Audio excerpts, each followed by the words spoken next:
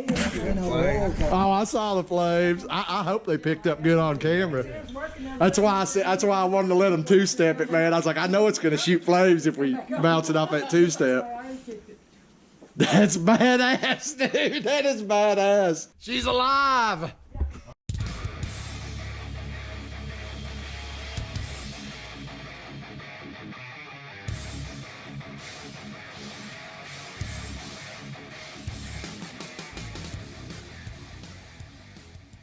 All right, we're back over at Brad's, guys. Look at this shit.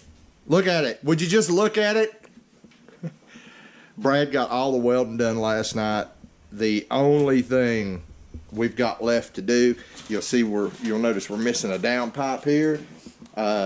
He's just putting an O2 bung in it for our fuckied up wideband here. Yeah, guys, I wanted to kind of show this just real quick.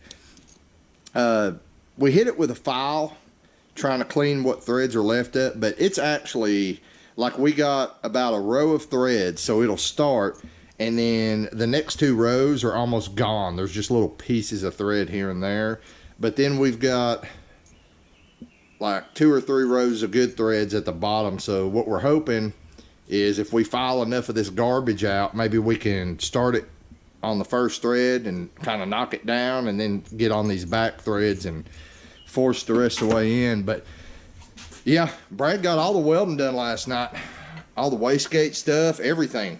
It's all bolted together. Basically at this point he's just tightening everything up. He's just got to weld the O2 bung, then this goes on. I'm about to start just tightening lines, hoses, all the feed and the drains, and I've got to pull the spark plugs out. I didn't think about it until the last minute, so I guess I get to fight around the headers now, but I got to pull the spark plugs out and close the gap on those down to about 22 is usually where I start at with boost. Currently I think they're gapped at like 30. So yeah, we're just gonna get on it, get this stuff knocked out, and hopefully we'll get this thing started today. Oh, it'll start. It'll start. I can make it look easy even if it was hard.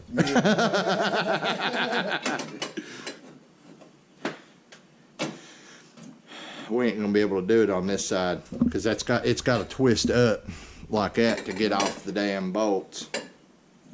I think we're gonna actually have to take everything loose on this side.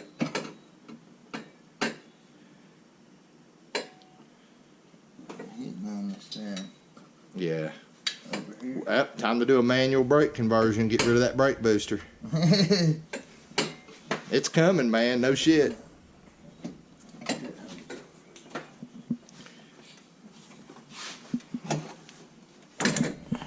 Yeah, it seriously is coming, man. I'm putting manual brakes on it. Careful. End up breaking the spark plugs.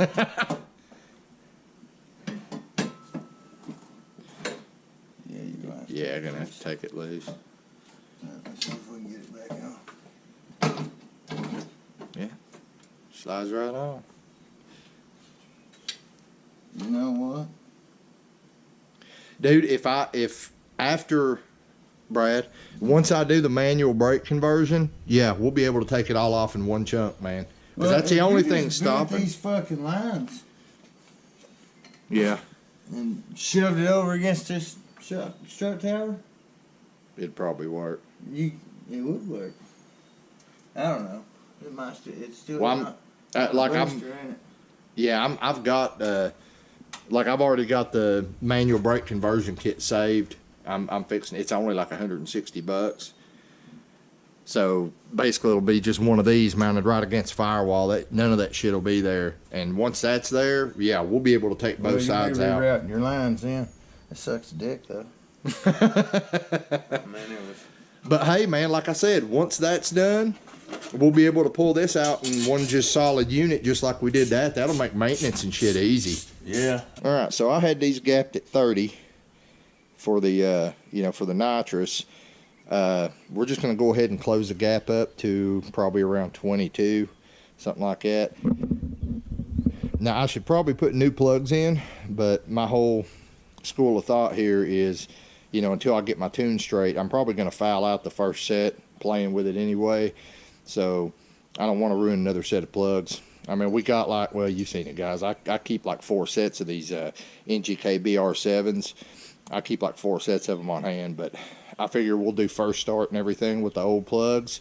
And once I kind of get confident with my tune there, then we'll swap them out, put a fresh set in before it ever sees a track day. Now, what you just saw, we designed this. The whole idea when we were setting this up, and the reason we placed stuff in some, you know, weird spots like the wastegates and stuff like that, is we wanted to be able to pull the whole thing as an assembly. Like, we didn't want to have to disassemble everything. So for maintenance or, you know, quick changes and stuff, basically we want to be able to just take the oil lines loose, unscrew the manifolds, and you know, just pull each side off as one solid chunk. And it worked out pretty well. On this side, we can do that. On this side, the only thing keeping us from doing that is the brake system there. So once I do a manual brake conversion on this car, we'll be able to do the same thing with this side too. Sorry, my phone is just going nuts in the background, guys. But yeah, and something else Brad was saying, you know, we could even probably do it with this if we just bend the brake lines in a little bit, the proportion valve block there. We might be able to still get away with it even with the power brakes, but I'd already planned to do a manual brake conversion, so that's probably what's going to happen. For now, let me get all these plugs regapped, anti-seized up, and thrown back in, and we'll start putting everything back together and tightening it up, and hopefully get this thing started soon.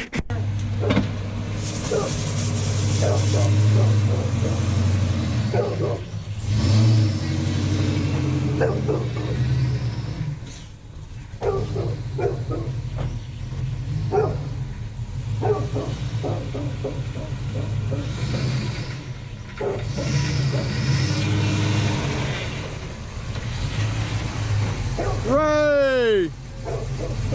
Alright, we got Uncle Ray underneath. Brad over here. It's coming back together. Everything's getting final assembled now, guys. Plugs are gapped. Making one little adjustment to the exhaust pipe over there. I'm getting excited. Are you excited? I'm excited. Yeah, I'm excited. Are you excited? I'm talking to you, Brad. Brad, your dad wants What's it? your dad wants to come over and learn to start it. Hey, Ray. What? Are you excited? Oh yeah. You want me to- Oh yeah, you sound excited. Final stages. Brad's trying to get the last spark plug wire to snap on. It's being a pain in the ass. We got Ray underneath and Brad up top. That's it right here, Ray. You look here, we got our heat blankets on now. One of you guys had asked on the last video, but for right now, since we're not using the boost controller, we're just running vacuum line from the bottom of the gate over to, let's see if you can see, over to our little boost reference ports that I drilled and tapped in the last video there. So for now, is it on there? You want the reference from your blow-off valve to go to the intake manifold behind the throttle body. We don't have that hooked up right now. Actually, I might just run it and hook it up to this top port here real quick if I can find some vacuum line that'll fit. She's all done, guys. You're gonna need some backs. With them backs. Yep, that's pretty damn sexy, Brad. This whole setup, man, that is pretty damn sexy. What do you think about it? I like it. You think it's gonna run? Oh yeah. I'm gonna load the tune up that I made for it, and we'll see. I wanna know what it's gonna sound like.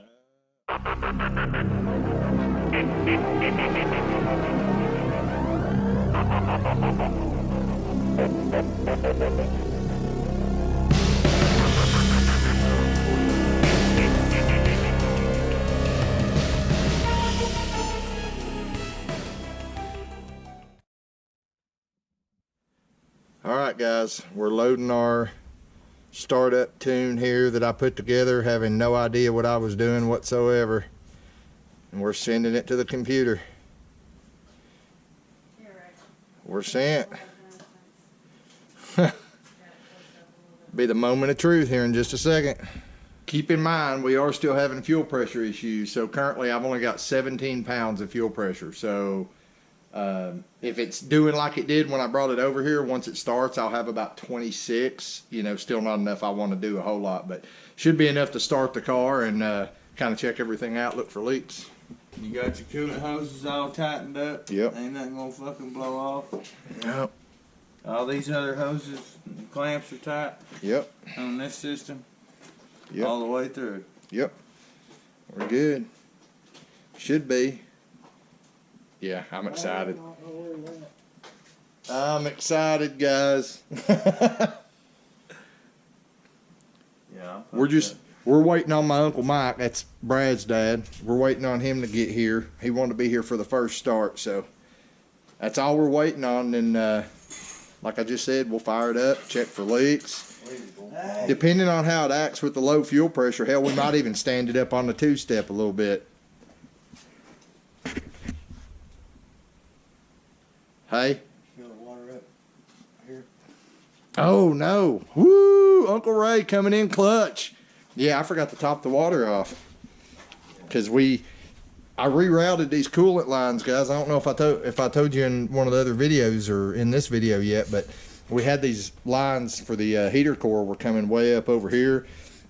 And obviously that wasn't really going to work anymore, so we run them down through here and cut them. So we lost a lot of water. We filled up the block, but I hadn't filled up the radiator yet. Here we go, guys. Moment of truth. Hang on, let me get the rag off the top. What about that hood? That ain't gonna vibrate off, is it? Nah. No, it ain't that mean. It's actually pretty docile. I'll close the kittens up so they don't. That's the thing with them roller cams. Yeah, they don't.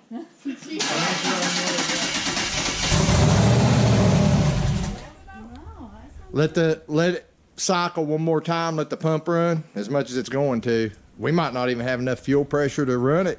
It sounded good first, starting off though. Once it gets on that, it started though. Yep.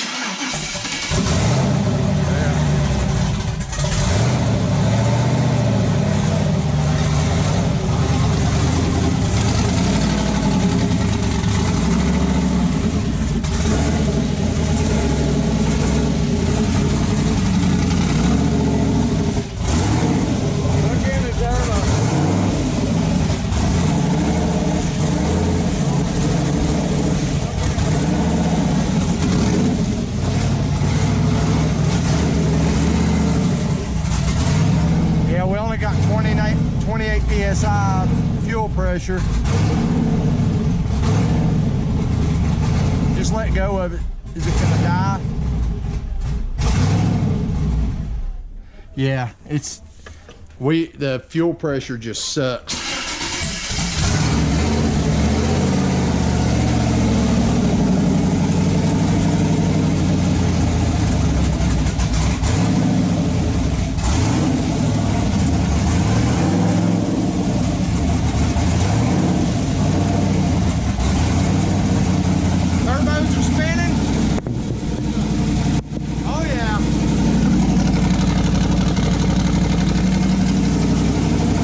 Are you holding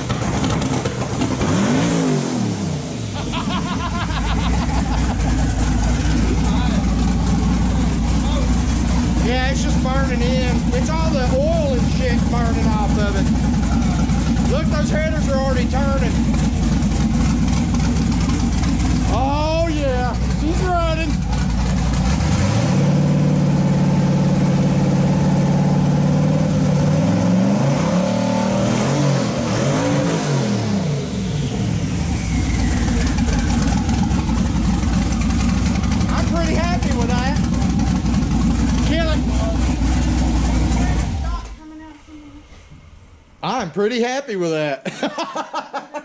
You got water leaking somewhere. Got coolant leaking? No, it's water somewhere. Oh, no, that's where we filled it up a while ago. It's just still on the thing. Holy crap. Look, Ray, the headers are already starting to turn. Oh, shit, yeah, Brad. Shit, yeah. Oh, I saw the flames. I hope they picked up good on camera. That's why I wanted to let them two-step it, man. I was like, I know it's going to shoot flames if we bounce it off that two-step. That's badass, dude. That is badass. Woo! She's alive. I don't see no leaks, did you? That's a good sign. Yeah, I'm not seeing. That's what I'm looking for is oil leaks or. That's why you double and triple check everything. Yeah. Smells on the back end. Actually, we might be leaking oil around these fittings a little bit. Does that look like oil to you? See how shiny it is? Yep. Oh, I'm sorry. I didn't even see under there, Ray. Is it supposed to? Do you got a brass washer under that? Yeah. Okay. Yeah, but it looks like it might still. Yeah, just snug it down some more. Holy shit, man. It's running. Did you hear them suckers? Say what? I don't see no oil coming off these returns, so we're doing good on them.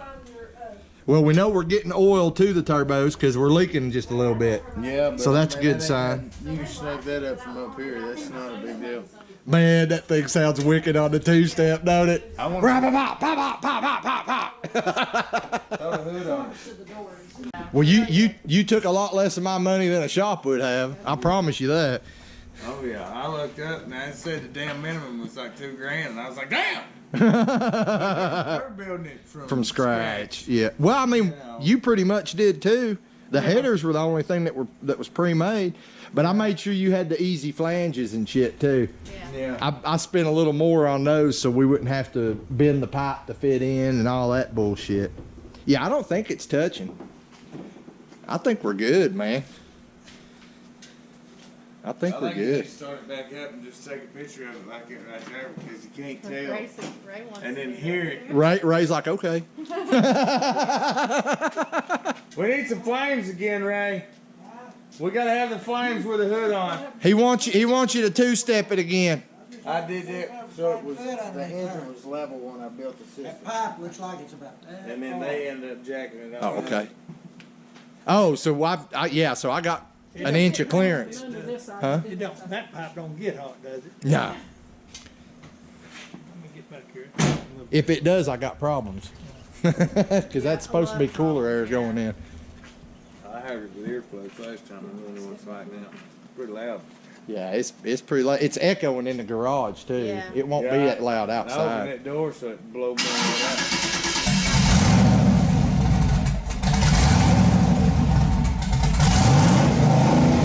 I got to work on that too.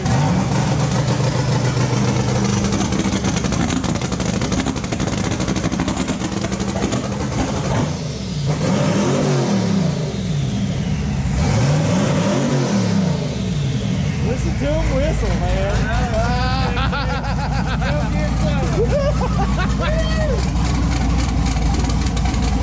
You can hear him right now, whining, even at idle.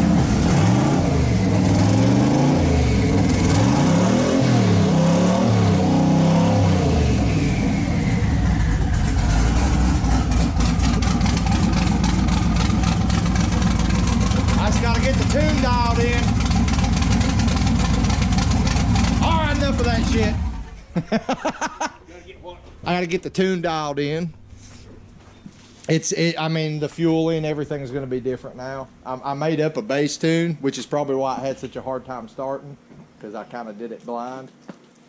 But, yeah. Really good. Yeah, those things are whistling, ain't they? Yeah. Even at idle, you can hear them. Yeah. Yeah, sounds like a diesel.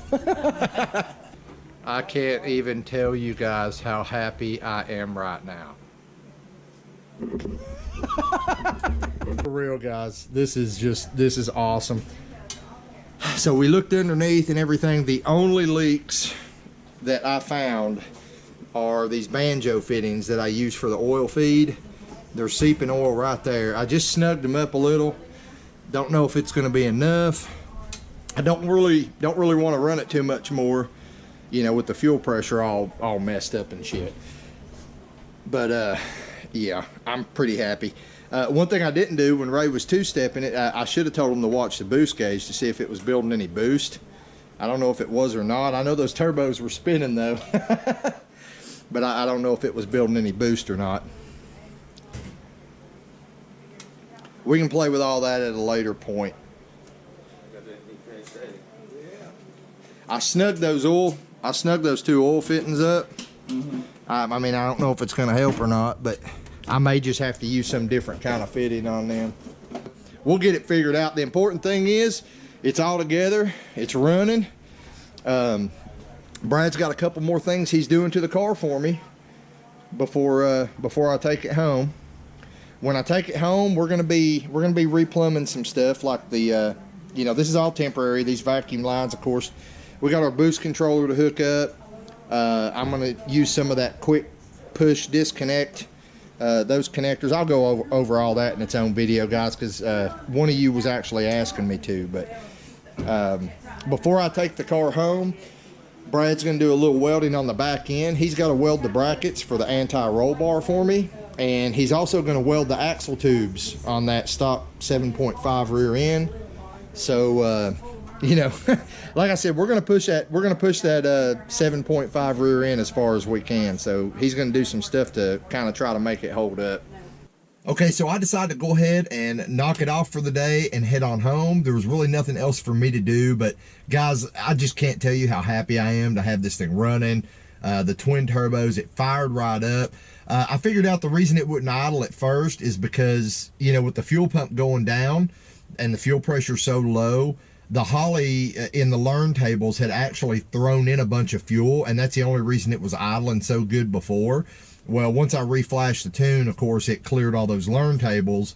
So once the fuel pump is in, I'll clear those tables again, and I mean, it'll probably fire right up and idle pretty good. So the plan is tomorrow, Brad is going to finish welding those brackets for me on the back of the car.